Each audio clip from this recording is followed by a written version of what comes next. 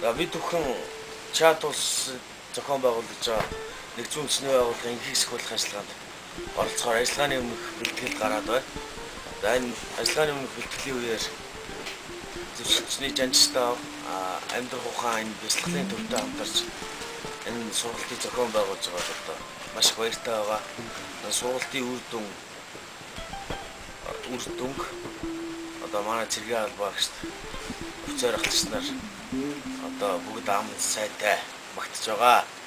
За энэ бяцлагт хамрагдсанаар одоо нэгдүгээр би хүн өөрийгөө хянах, хоёрдугаар тайвшрах одоо ийм зүйлүүдийг сурч авсан байгаа. За энэ өөрийгөө тайвшруулах энэ хянах ажиллагаа нь одоо эргээд ажиллагааны газар орон дээр одоо биднэрт маш их хэрэг болно гэж бодож байгаа. Баярлалаа.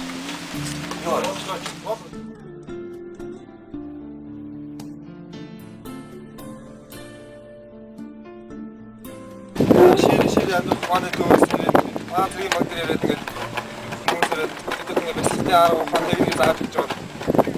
Маш их баярлалаа. Эний үр дүнд одоо миний надад гарсан өөрчлөлт юм бол одоо нойр зэргийг болоод тамхи татах ч юм уу тийм юм багсах шинжтэй оцсон юм жаа. Энд маш их сэтгэл хангалуун байгаа.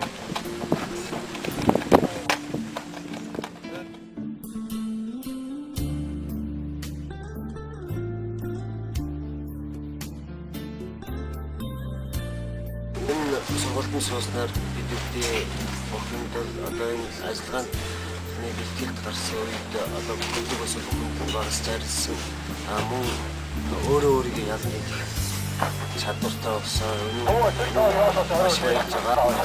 Уран зориг төвчээр хатвар өгсөн нэг дотроо юм одоо юм тгчийн хийж авсан тэр үйл явцсан цааш дэмий үйл ажиллагааг үүсгэж явж ирсэн арга гэртээ ээж аваатай зүйлч өөрөө юм зааж өгдөөр юм